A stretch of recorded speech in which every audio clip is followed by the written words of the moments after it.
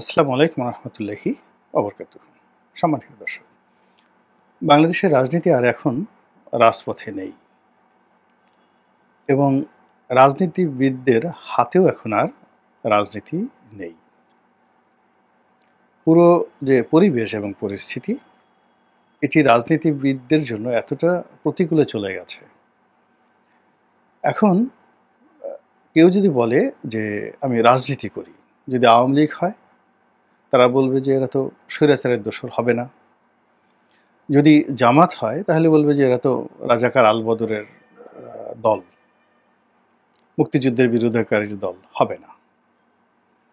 যদি আপনি যাকে বলা হয় বিএনপির কথা ধরেন, এরা এখন বিএনপিদেরকে সবাই গালাগাল করে বলছে টেম্পু পার্টি, টেম্পু স্ট্যান্ড দখলের পার্টি। তারপর যদি আপনি এই যে নতুন যে একটা দল আসছে নাগরিক পার্টি, এ বলবে চ্যাংড়া ব্যাংড়াদের দল, আরও নানা রকম কথাবার্তা। ইয়াং ছেলে তাদেরকে বলে আমি আসলে মনে কষ্ট দিতে চাই না, বাট কথা হচ্ছে। এখন এই যে কথাগুলো হচ্ছে, এগুলি কি কেবলই মাত্র তাদের কর্মকাণ্ডের কারণে, কিংবা রাজনীতির মাঠের যে রূঢ় বাস্তবতা সেটার কারণে হচ্ছে, নাকি একটা গুজব, একটা প্রচারণা, একটা প্রোপাগান্ডা, তার ফলে এই ভাইবগুলো তৈরি হচ্ছে?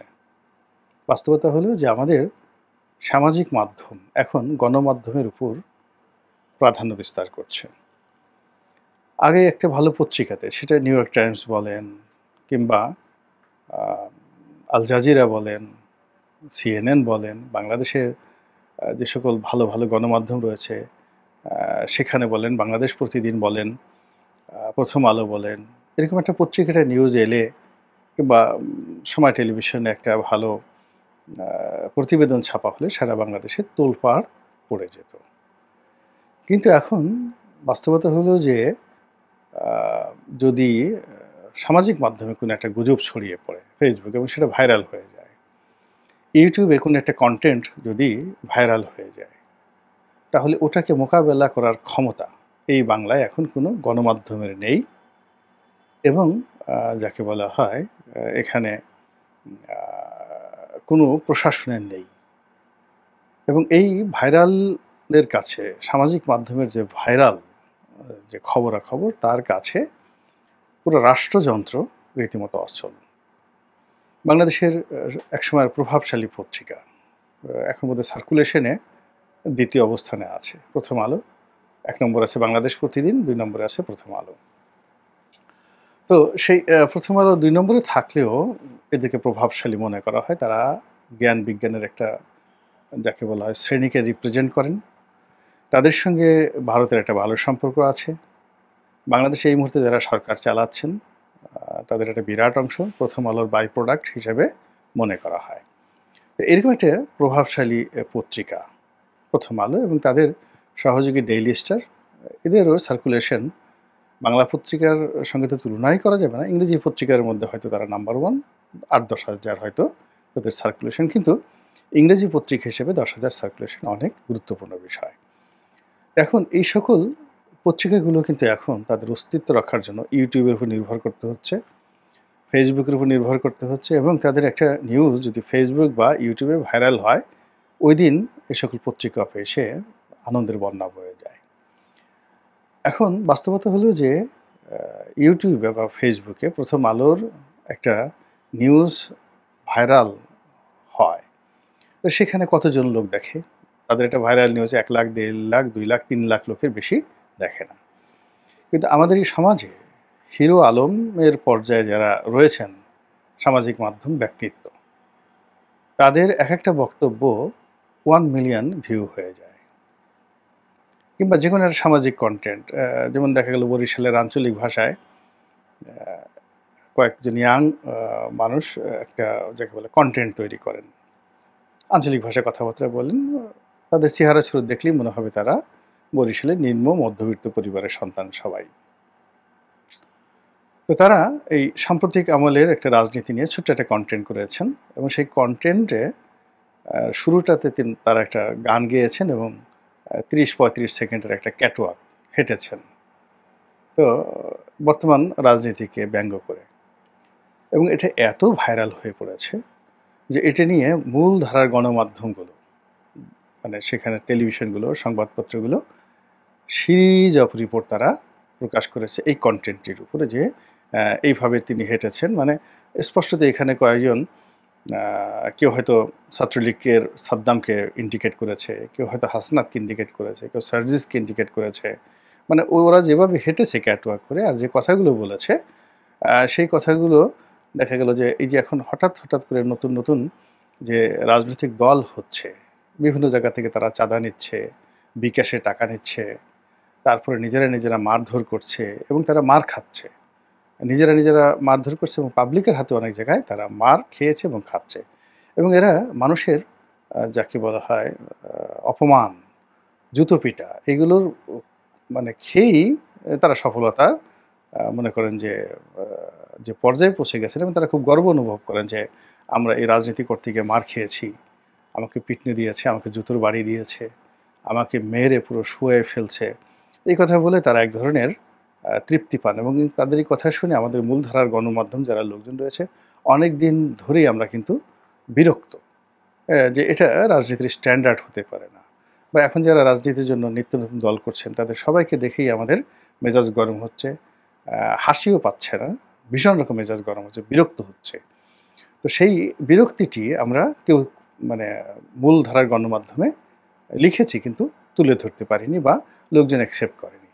কিন্তু দেখা গেল যে ওই যে বরিশালের আঞ্চলিক ভাষায় কয়েকজন যুবক তারা যে ভিডিও কন্টেন্ট তৈরি করে, সেই কন্টেন্টের ফলে এখন সেটি একেবারে রীতিমতো ভাইরাল হয়ে পড়েছে। তো এই যে আমাদের যে সামাজিক মাধ্যম, এই সামাজিক মাধ্যম এখন রাজনীতি নিয়ন্ত্রণ করছে।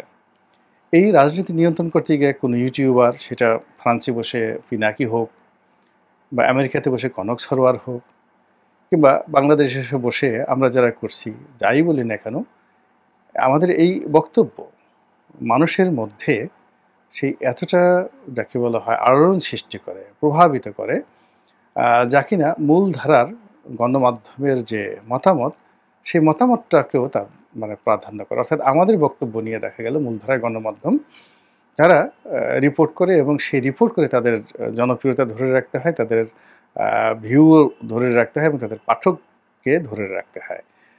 আমি অনেক দিন ধরে মূলধারার গণমাধ্যমের সাথে জড়িত, এখনও পত্রপত্রিকায় লিখি, টেলিভিশন টক শোতে যাই। এখন ধরেন আমার একটা ভিডিও যদি 1 লাখ এখানে দেখে, কিংবা ভালো ভিডিও হলে 2 লাখ, 10 লাখ, 20 লাখ, এমনও ভিডিও আছে এই আমার এই চ্যানেলে 1 কোটি লোক দেখেছে, মানে 10 মিলিয়ন লোক দেখেছে একটা সিঙ্গেল ভিডিও। তো ওই যে নাজমার সাথে একটা ভিডিও করেছিলাম, টক শো করেছিলাম, সেটার একটা চ্যানেল আমার এই চ্যানেলে আছে, যে জিয়াউর রহমানের বংশ পরিচয় পেয়ে তেলে বেগুনে জ্বলে উঠলেন এমপি নাজমা। বা সাবেক যে স্বাস্থ্যমন্ত্রী ছিল ডক্টর মুরাদ হাসান, তার সঙ্গে একটা শো করেছিলাম, সেটাও এখানে প্রায় 70-80 লাখ লোক এই আমার এই চ্যানেলে সেখানে দেখেছে। এরকম যে আমাদের সামাজিক মাধ্যম থেকে আমরা যে রাজনীতির সংজ্ঞা দেই, ভাইব তৈরি করি, কাউকে যদি কেউ একটা গালি দেয়, কাউকে যদি কেউ একটা ইন্ডিকেশন করে, কিংবা দেখা গেল যে এখন খুব বাজে একটা শব্দ ব্যবহার করে, অঙ্গভঙ্গি করে কাউকে যদি এখানে হেয় করা হয়, ওটা যেমন তার রাজনীতির ক্যারিয়ারের জন্য একটা সমস্যা হয়ে পড়ে। আবার এখান থেকে যদি কাউকে প্রমোট করা হয়, কাউকে নিয়ে যাকে বলা হয় প্রশংসা করা হয়, কারোর পক্ষে কথাবার্তা বলা হয়, ওটা নিয়ে কিন্তু একটা নির্ধারণ যাকে বলা হয় জনমত তৈরি করা হয়, এবং সেই জনমতটাই এখন বাংলাদেশের রাজনীতিটাকে নিয়ন্ত্রণ করছে। এবং এই জনমতে একটা যাকে বলা হয় ইউটিউবারদের একটা বিরাট অংশ, সোশ্যাল মাধ্যমের একটা বিরাট অংশ, তারা প্রচার করছে যে সামনে পার্লামেন্টারি ফর্ম অফ গভর্নমেন্টের পরিবর্তে রাষ্ট্রপতি শাসিত সরকার ব্যবস্থা হবে, এবং সর্বময় ক্ষমতা জিয়াউর রহমান সাহেব যেভাবে ভোগ করেছেন, এরশাদ সাহেব যেভাবে ভোগ করেছেন, বা বাকশাল জামানাতে বঙ্গবন্ধুর হাতে যে ক্ষমতা ছিল প্রেসিডেন্ট হিসেবে, ঠিক একই ক্ষমতা দিয়ে ডক্টর মোহাম্মদ ইউনূসকে রাষ্ট্রপতি বানানো হোক। আর সেই রাষ্ট্রপতির অধীনে একটা সংসদ থাকবে, এরশাদের জামানাতে যেভাবে 1986 সালে ছিল, 1988 সনে ছিল। এরকম একটা পার্লামেন্ট হবে, সেই পার্লামেন্টের প্রধানমন্ত্রী হবেন তারেক রহমান সাহেব। আর যাকে বলা হয় ভাইস প্রেসিডেন্ট যে পদ বাংলাদেশে ছিল, কোনো কারণে রাষ্ট্রপতির যদি কোনো অসুস্থ বোধ করেন, তাহলে তো তাকে একটা দায়িত্ব দিতে হবে। তাহলে এখন বর্তমান নিয়ম অনুযায়ী স্পিকারকে এই দায়িত্বটা দেয়া হয়। কিন্তু যেহেতু বাংলাদেশে একটা রাষ্ট্রপতি শাসিত সরকারের দিকে যদি চলে যায়, সেখানে ডক্টর মোহাম্মদ ইউনূসের গুরুত্ব অত্যন্ত তাৎপর্যপূর্ণ। তো সেক্ষেত্রে তারেক রহমান সাহেবের চাইতেও আ একজন বয়স্ক লোক, গুরুত্বপূর্ণ লোক, জ্ঞানী লোক, গুণী লোক এই মিডিয়া তৈরি করে ফেলেছে। আর তিনি হলেন আ ডাক্তার শফিকুর রহমান, মানে আমিরে জামাত। অতএব তাকে ভাইস প্রেসিডেন্ট বানানো হোক। এইভাবে সামাজিক মাধ্যমে একটা ভাইব তোলা হচ্ছে। আর এই ভাইবের কারণে, এই প্রচারের কারণে, প্রোপাগান্ডার কারণে মানুষের যে মন এবং মানসিকতা ঠিক এই ৩ টি নামের দিকে যাচ্ছে। এবং আমি দেখলাম যে ১ম যখন এই বক্তব্যটি শুরু হলো বা এই ধরনের কথাবার্তা সামাজিক মাধ্যমে বলা হলো, তখন আমি বিরক্ত হলাম। সাংগতিক কারণে যে এখানে পার্লামেন্টারি ফর্ম অফ গভর্নমেন্ট হচ্ছে। তো পার্লামেন্টারি ফর্ম অফ গভর্নমেন্টে একজন সংসদ সদস্যের চেয়ে ক্ষমতাধর কেউ নাই। প্রধানমন্ত্রী, মন্ত্রী, এমপি এরা সবাই একই ক্যাটাগরির। আর যখন প্রেসিডেন্সিয়াল ফর্ম অফ গভর্নমেন্ট হবেন, তখন একজন সংসদ সদস্যের মধ্যে আর একজন ইউনিয়ন পরিষদের চেয়ারম্যানের মধ্যে খুব বেশি পার্থক্য নাই, খালি নামের পার্থক্য হবে। ফলে ওই জন্য হয়তো কেউ তখন এমপি হতে চাইবে না। তাদেরকে কোনো একটা ডিসিটিউনো পাত্তা দেওয়ার কোনো প্রয়োজনই নাই, যাই দেওয়া হোক না কেন পদ পদবি। এরকম একটা যখন পরিবর্তন দিকে যাচ্ছি, আমি খুব বিরক্ত হলাম। কিন্তু ইদানিং যেটা দেখছি যে এইটা সামাজিক মাধ্যমে রীতিমতো ভাইরাল হয়ে পড়েছে। এখন এটা নিয়ে যারা মানে এই সামাজিক মাধ্যমে যারা এখন ভাইব তৈরি করেন এবং জনমত তৈরি করেন এবং বিভিন্ন লোককে উঠানোর জন্য বা নামানোর জন্য যারা নিয়ামক হিসেবে কাজ করেন, তারা এখন এই জিনিসটিকে ওন করলেই হয়ে যায় এবং ওন করবেন তারা। কয়েকদিন পরেই তারা এই কথাগুলো বলবেন। বিকজ অনেক কিছুই তো বাংলাদেশে ম্যাটিকুলাসলি চলছে। আর এইভাবে যদি প্রচারণাটা চলতে থাকে, তাহলে নির্বাচন কোথায় যাবে? নির্বাসনে? তারপর বিএনপির অবস্থা কী হবে? এরপর আওয়ামী লীগ তো নেই। এবং বাংলাদেশ কি আমরা একটা নতুন জমানায় প্রবেশ করব? সেটি কি আমাদের জন্য ভালো হবে না মন্দ হবে?